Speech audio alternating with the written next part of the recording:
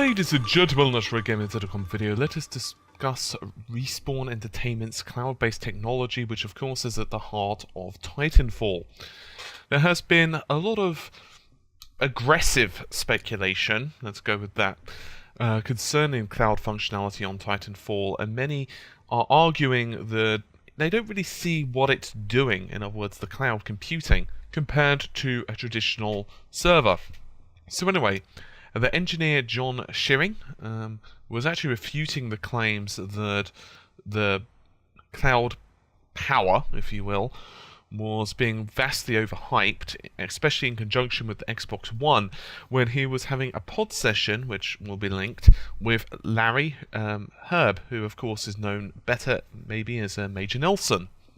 So he began by saying there's a lot of things we're doing in Titanfall that's really different from how any other game has done before. In sort of a traditional model of dedicated servers is you go to your server and that is your home base and you love it. One of the key things is interesting about Xbox Live Computers, it runs on Azure, is they've commoditized server so much that we just don't care. I can ask for a server, use it for 10 seconds and then go like, well, I don't need it anymore, and throw it out. We bounce people around server to server, so you're hitting a lot of different servers and lets us do cool things, but it completely appends the model you like. I'm going to find my server and stay there forever. And so there's a lot of interesting changes because of that idea that's gone through. Everything from matchmaking and skill to how we do the training in the beginning of the game, and all those things no one's really tried out before, and kind of left everyone scratching their heads for a while we figure out what we're going to do with it all. But I think it was really interesting to me, and I know that the internet is very skeptical that this is real. Hopefully less so now that Titanfall is out and they realise that they really are playing on all of these servers out there.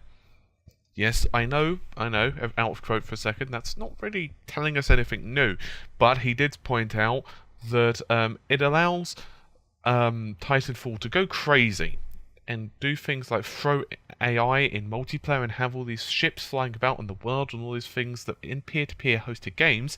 I know this is a little bit technical, but in peer-to-peer hosted games, the bandwidth isn't there. You're not going to find all of these home consoles that have the amount of CPU and bandwidth you need to stop broadcasting their 400 moving things in this frame. It just melts down everything that is there.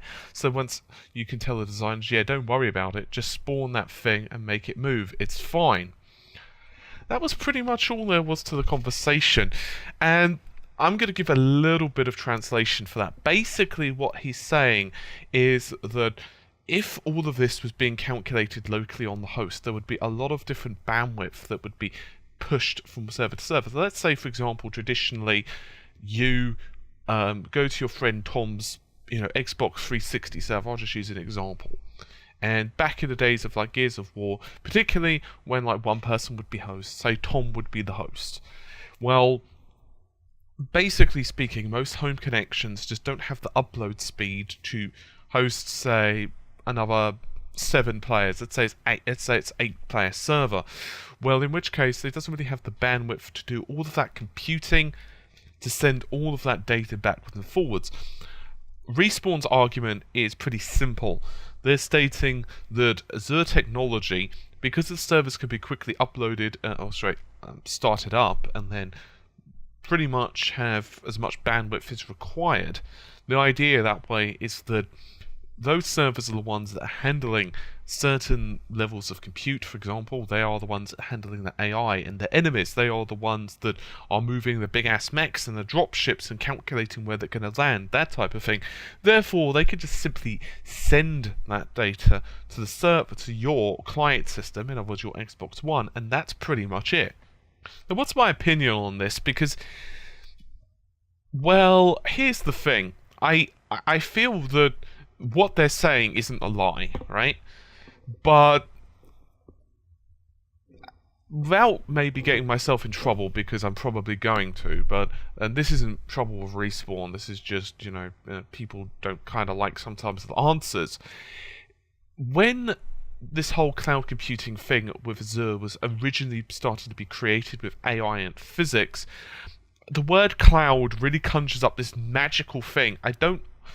I'm not saying this for everyone, but a lot of people just have these lofty expectations where they expect, I don't know, rainbows and unicorns to come out of their controllers while they're playing the game, and it's not going to do that. In reality, cloud computing is very similar to just a regular dedicated host. By the way, just for those of you who have not seen it, I have explained and shown Azure technology quite heavily before on the channel. So what you could do is type virtual machine in the search. I'll say that again, virtual machine in the search, and you'll come up with a video which has an Xbox One controller. Obviously search on our channel, and there's a video of an Xbox One controller, and it says Xbox One, what is cloud computing, demonstrations of Azure which powers Xbox One and virtual machines. And it basically goes into showing how Azure works in a nutshell, as well as virtual machines. So you can see that if you're not too familiar with it. I do need to do a follow-up video at some point now that they're out, but as I said, I feel that in some respects there was these unrealistic expectations, and in a way I feel Respawn somewhat brought this upon themselves as well as Microsoft, because you know, they were overselling and hyping the cloud so much, and I don't blame them. That's the thing. It's like, you know, you're releasing a new console, you're obviously going to hype your really good advantages, and to be fair to Microsoft, as I've mentioned previously, Azure is incredibly powerful.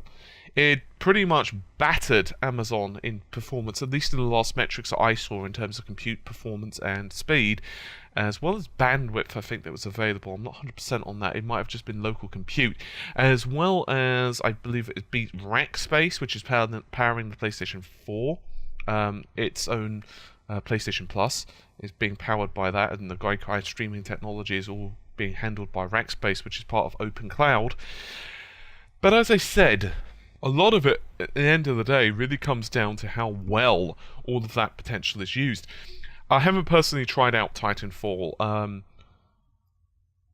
Dave on the channel, you guys might know him from the Metal Gear Solid playthroughs, is actually in the middle of uploading Titanfall footage. I'm actually downloading it now as we speak. He's had some problems with file sharing on the back end. I don't honestly know what's been going on. I think he's had some problems with his internet connection, but we've actually got Titanfall footage, and he's actually putting together his own like opinions and stuff. He really loves the game, incidentally. He really does, and he really likes it. I mean, and most people do. I mean, I've spoken to numerous people who say Titanfall's really good, and it's fairly obvious it's good because it's boosted the Xbox One sales. I can't remember the exact number. I think it was almost double in the UK at least. And it's selling extremely well on the PC as well, which is, you know, a good thing. I respect Respawn. I think they've done a really good job with it. Of course, it is only using the Source engine. I don't mean that to belittle their accomplishments. I'm just merely pointing out that there is certain limits. So obviously on the PC there have been a few comments regarding texture resolution and so forth, simply because it is the Source engine. As you guys might have seen, say, in my Half-Life 2 Episode 1 Let's Play, which I have no idea why the hell there wasn't sound. I'm 99% sure I enabled it when I was doing the preview, but regardless, I'll fix that for part 2.